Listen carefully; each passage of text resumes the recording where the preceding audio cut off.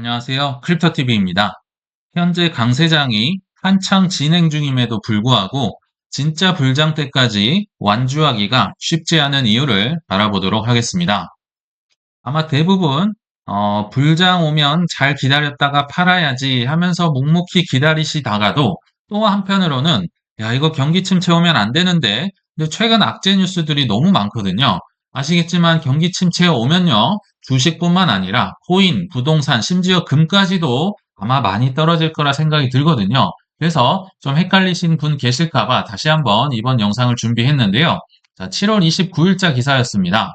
올해 상반기에만 무려 240곳의 종합건설사들이 문을 닫았다고 합니다. 지금 과거형입니다. 과거에만 이렇게 닫았고요. 앞으로 더 늘어날 수 있다. 근데 우리가 느끼는 부동산 체감 경기와는 조금 다른 것 같죠? 왜냐면 아시겠지만 지금 서울 집값 어느 때보다 뜨겁게 상승 탄력을 받고 있다고 들으셨을 거고요. 청약 홈페이지 7월 29일자로 가시면요. 먹통이 됐습니다. 지금 동탄역 롯데캐슬 죽주바자, 목동의 분양, 반포의 레미안 분양, 서울뿐만 아니라 지방에서도 지금 신규 아파트들 집값이 올라가고 있고요. 분양도 계속 열기가 뜨거워지고 있는데 이거 어떻게 된 거냐? 집값은 올라가고 있는데 왜 이렇게 건설사들은 휘청이 있는가? 그리고 기억나시겠지만 GS건설 순살 사태를 시초로 해서 신세계건설, KCC, 대보건설까지도 신용 등급을 다 받았다고 합니다. 조금 헷갈릴 수 있는 부분이지 않을까 생각이 들고요. 또 최근에 터졌던 티몬 위메프 사태, 분명히 제 기억에 초반만 하더라도 1,000억 원 정도 피해 규모다 이렇게 얘기를 했었거든요. 근데 최근에 또 회의를 한 결과 최소 5,600억 원의 혈세가 이 사태를 해결하기 위해 투입이 된다고 합니다. 1,000억 원이 5,600억으로 5배 이상 불어났네요. 최소라고 하는 거 보니까 좀 더 늘어날 가능성도 있어 보이고요. 이 사태가 워낙 심각하기 때문에 지금 기재부다, 금융이다, 산업부, 중기부, 모든 부처, 기관장 모여서 지금 회의를 하고 있어요. 그래서 지금 중간에 돈을 떼먹힌 기업들이 너무 많거든요. 이 피해 기업들의 대출 만기를 최대 1년 연장시켜 주겠다. 세금, 종합소득세다, 부가가치세다, 납부기한을 9개월까지 연장 더 시켜주겠다 하는 걸 보면 이 피해 규모도 늘어날 뿐만 아니라 기간도 좀 오래 갈 것 같고요. 또 제2의 티몬 위메프 사태도 충분히 터질 수 있겠다 하는 생각마저 듭니다. 이제 코인으로 좀 돌아와서요. 우리는 이제 비트코인 채굴 기업들, 망할 기업들은 인수합병 되면서 이제 좀 항복 받아내고 끝나겠거니 생각을 했는데, 29일자 아침에 한 애널리스트가 이런 얘기를 또 하네요. 비트코인 채굴 기업 간 인수합병 추세가 무려 1년 6개월, 18개월간 지속될 전망이다. 이거 18개월간 지속이 되면요. 하락장 옵니다. 26년 2월이나 3월 정도 될 거거든요. 이게 이렇게까지 지독하게 오래 가고 PF 사태다 뭐다 정말 많잖아요. 자, 이 사건들의 공통점이 다 뭐냐면요. 지금 고금리가 의도치 않게 굉장히 빨리 올렸었고 이게 지속이 되다 보니까 이제 망할 기업들은 사실 예전에 다 망했었고요. 이제 버티다 라고 하는 기업들이 속출하고 있는 단계다. 이렇게 보시면 좋을 것 같아요. 약간 여기에 비유를 하면 괜찮을 것 같은데 우리 대부분 큰 시험을 앞두고 있거나 큰 경기에 나가면요. 조금 코피 나도 모르고요. 좀 부상 당해도 참고 막 하는 경향이 있는데 이제 다음날 또는 다다음날 자고 일어났더니 야, 막 감기 몸살이 오고 난리가 나죠. 왜냐하면 이제 긴장이 풀렸기 때문에 그래서 이 다음날 이제 금리 인하에 좀 효과를 누리고 조금 한숨을 돌려야 되는 시기에 오히려 내상을 많이 입은 기업들이 이제 버티다가 낙오하는 게 속출하고 있고 앞으로도 지속될 수 있겠다. 이거를 좀 안고 가셔야 된다. 이거는 피할 수 없는 사실이 아닐까 생각이 듭니다. 자, 근데 우리에게 중요한 건 코인 불장이잖아요. 근데 최근에 큰 호재들이 있음에도 불구하고 계속 시큰둥해서 이거 불장 오는 건 오긴 오느냐 이러실까봐 다시 한번 말씀을 드리자면 지난 주말에 정말 큰 일이 있었죠. 트럼프가 비트코인 2024 컨퍼런스에 나와서 우리가 듣고 싶은 말은 그냥 거의 하나도 빠짐없이 다 했던 것 같습니다. 게리 헨슬러 내가 팀 첫날 잘라버리겠다. 그리고 비트코인 전략 자산, 준비 자산으로 하겠다고도 발표를 했었죠. 달나라 가면 비트코인이 갈 것이다. 우리가 그걸 차지해야 된다. 별의별 얘기를 했지만 또 SBS 뉴스에서는 이렇게 타이틀을 뽑았습니다. 이런 여러 발언에도 시큰둥한 이유, 비트코인이 그냥 본인들 생각보다 덜 올랐다는 거죠. 그리고 발표 끝나면 좀 오히려 떨어졌었잖아요. 최근에 다시 회복을 할 수도 있었겠지만 이렇게 시큰둥한 이유가 무엇인가? 근데 따지고 보면요. 이런 단기간 이벤트들, 뭐 상장을 한다든지 호재 발표라든지 뭐 에어드랍을 한다든지 대부분은요. 그냥 그 호재 전에 선반영돼서 뭐 크게 오르든 적게 오를 수는 있지만 전이 보통 올라가고요. 발표한 후에는 거의 99% 떨어집니다. 이거를 꼭 기억을 하셨으면 좋겠다. 한 예로 비트코인 ETF 1월 10일 날 승인된 직후에는 거의 근 한 달간 떨어졌던 거 기억나실 겁니다. 왜냐면 그 전에 이미 너무나도 많이 올랐었고요. 분명히 실망 매물이 나오잖아요. 호재 이후엔 분명히 떨어진다. 뭐 짧은 기간이라 할지라도. 그래서 2월, 3월 이후에 이제 찍고 올라갔었죠. 그래서 반대로 생각을 해보시면요. 이런 단기 이벤트들에는 소액 매도를 연습할 수 있는 최적화된 기회다. 우리는 이제 언젠간 불장이 오면 탐욕을 이겨내고 팔아야 되는데요. 막상 이게 오르기 시작하면 절대 못 팝니다. 이거 연습을 반드시 하셔야 된다. 그래서 저도 이게 뭐 일요일 새벽 4시인가 있었는데요. 그냥 일요일 잠들기 전에 소액 팔았습니다. 뭐 9,600 뭐 얼마에 0.01개 정도를 팔았거든요. 거의 대세에 지장 없잖아요. 이 정도 파는 훈련을 하지 않으면 절대 불장에 못 판다. 그래서 소액 연습을 이런 이벤트, 단기 이벤트가 있으면 좀 해보시면 좋겠다 생각 들어서 참고로 말씀을 드렸고요. 이런 좋은 호재에도 불구하고 뭐 똑똑한 뉴스 앵커들 많기로 유명하죠. CNBC에서 트럼프가 언급한 비트코인 국가 전략 자산화 이거 어렵다. 현실적으로 말이 안 된다. 이런 얘기를 또 하고 있네요. 행정명령으로 트럼프가 본인 자체의 힘으로는 이거 실현되기 어렵고 의회 승인을 거쳐야 되는데 이게 쉽지 않다는 거죠. 이거 추가로 비트코인을 매입을 하려면 세금이 투입돼야 하기 때문에 뭐 백악관, 상원의원, 하원의원 몰표를 받아야 되는데 이게 쉬울 것인가 이런 회의적인 멘트를 날리고 있는데요. 사실 회의론자들이 똑똑한 사람들이 하니까 멋있어 보일 수는 있지만 잘 생각을 해보시면 이런 분들은 1년 전에도 있었고 2년 전, 3년 전, 5년 전, 10년 전에도 계속 있었습니다. 이분들의 말처럼 맞는 말에 기울이시기보다는 낙관론자가 되기를 거듭 추천을 드립니다. 그리고 최근에 이더리움 ETF도 있었잖아요. 기사 제목을 재밌게 뽑았던데요.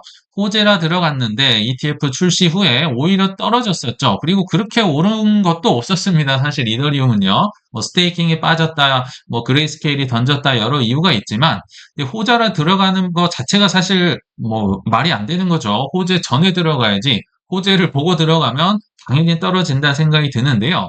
자, 여기에 하나만 더 덧붙여 보겠습니다. 야, 이거 참 보고 뭐 그렇게 충격은 아닐 수 있겠지만 아무튼 지금 재무부 앨런 장관이 국채 시장을 조작했다는 뭐 보고서가 나왔어요. 음모론이 아니라 이제 보고서가 나와서요.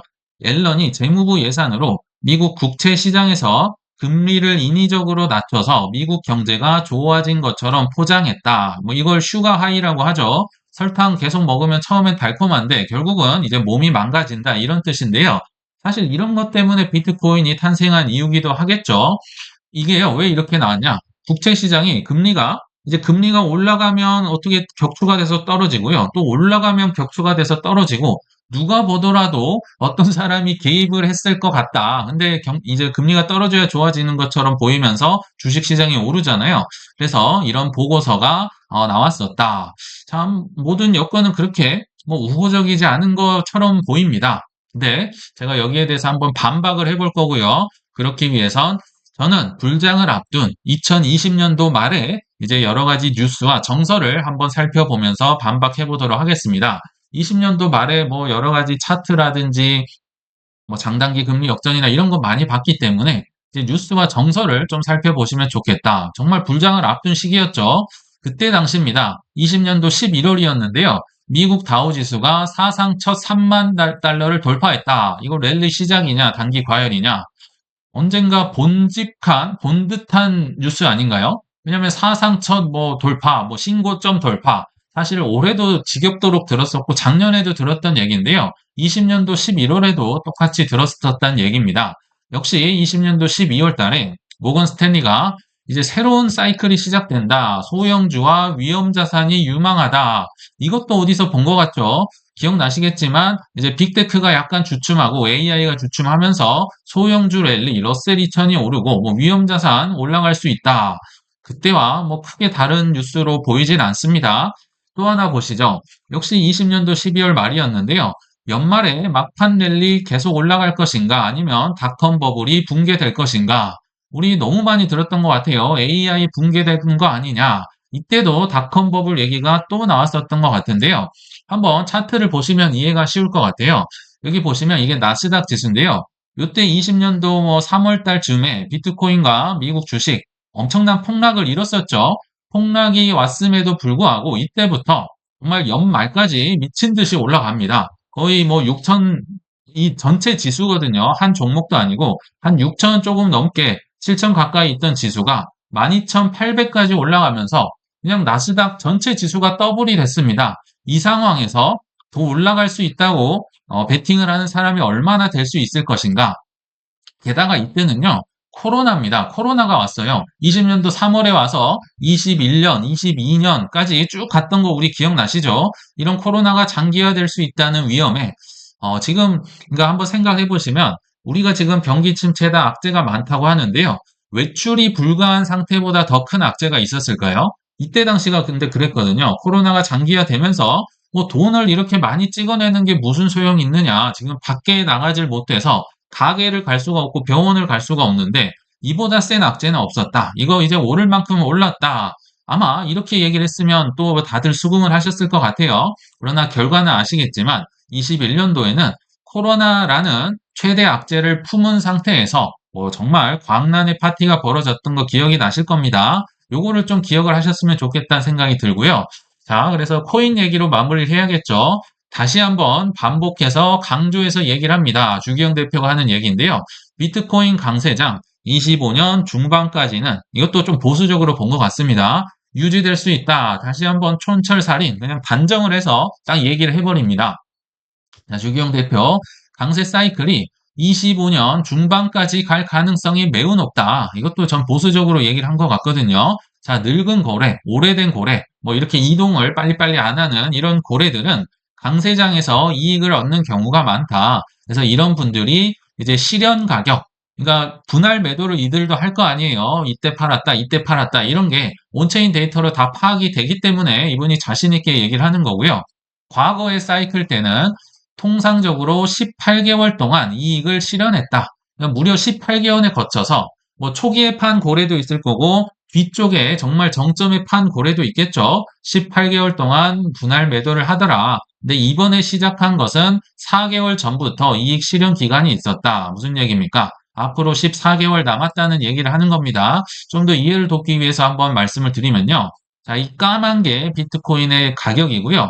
여기 이 파란색 선이 이 실현 가격, 이 축적된 주소에서 실현된 매도를 한 축적한 사람들의 매도 가격을 이렇게 선으로 나타냈다고 보시면 좋을 것 같아요. 그래서 여기 보시면 비트코인이 이게 까만게 가격이라고 했었죠. 비트코인이 올라가고 있을 때 이 파란색 실현 가격이 올라간다는 말은요.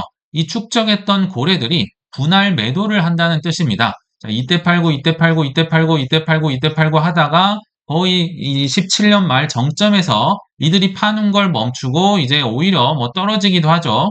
이제 실현 가격, 매도 가격이 없었다는 뜻은 하락장이 왔다는 뜻이겠죠. 이렇게 한동안 가다가 다시 한번 20년도 말 근처에서 비트코인 가격이 올라감과 동시에 이분들이 팔기 시작을 하는 거죠. 팔고 팔고 팔고 팔고 하다가 거의 22년 즈음 어딘가에서 이제 파는 걸 멈췄다. 이제 이익을 실현하는 게 멈췄다. 축적을 하고 분할 매도가 끝났다는 걸 의미합니다. 근데 통상 이 초록색에서 초록색이 사이가 한 18개월 정도에 걸쳐서 이 고래들이 팔더라 하는 거죠. 초기에 뭐 이때 팔아서 좀 손해를 봤다고 하시는 분도 있을 거고, 요때 팔아서 좀 잘 팔았다 하는 분들도 있을 텐데요. 대부분의 이런 고래들은 워낙 저점에 샀기 때문에 뭐 사실 크게 뭐 빨리 팔았다고 해서 손해는 아닐 거라 생각이 듭니다. 그러다가 22년도부터 다시 테라루나다, FTX다 거치면서 굉장히 힘들었을 때 이분들 팔지 않습니다. 그냥 꾸준히 들고 있다가 지금으로부터 약 4개월 전쯤에 지금이 7월 말이라 하면 뭐 한 3월 말쯤 되겠네요. 4개월 전쯤부터 여기 비트코인 1억 찍었을 때 요때부터 이제 일부 분들이 팔기 시작했다. 근데 이제 막 4개월 됐다. 그럼 앞으로 이제 사람들이 팔기 시작할 텐데 요게 14개월을 더 갈 수 있다는 얘기겠죠. 지금부터 14개월 뒤면요. 25년 뭐 하반기까지도 갈 수 있겠다는 생각이 들거든요. 그래서 참 이분이 재밌는 얘기를 하는데요. 저는 이런 종류의 예측이 뭐 외삽된 거를 알고 있지만 우리는 여전히 강세장의 초기 단계에 있다는 거, 이거는 매우 분명한 사실이다. 그러면서 이런 얘기를 합니다. 나 이거 쓴 이유가 나중에 자랑하려고 기록을 위해서 이 예측을 썼습니다. 무슨 얘기입니까? 해체를 나중에 할 거란 얘기입니다. 그 정말 넘치는 자신감이 보일 수 있는데요. 이런 걸 보시면 자신감은요, 갑자기 어디선가 운 좋게 튀어나오는 게 아니라 공부를 하고 오랜 사이클을 겪어본 자만이 가질 수 있는 노력의 산물인 거를 알 수가 있겠죠. 자, 그래서 결론에 왔는데요. 어, 비트코인 2025년 컨퍼런스까지는 적어도 흔들리지 않는 편안함으로 묵고 가자. 이게 제가 좀 드리고 싶은 말이었습니다. 다음 비트코인 2024 컨퍼런스는요. 2025년 5월 말에 이것도 화려한 도시 라스베가스에서 개최가 된다고 합니다. 아마도 이때는 불장의 정점 근처에서 개최될 거라서 장소를 이렇게 일부러 좀 화려한 라스베가스로 잡지 않았을까 생각되는데요.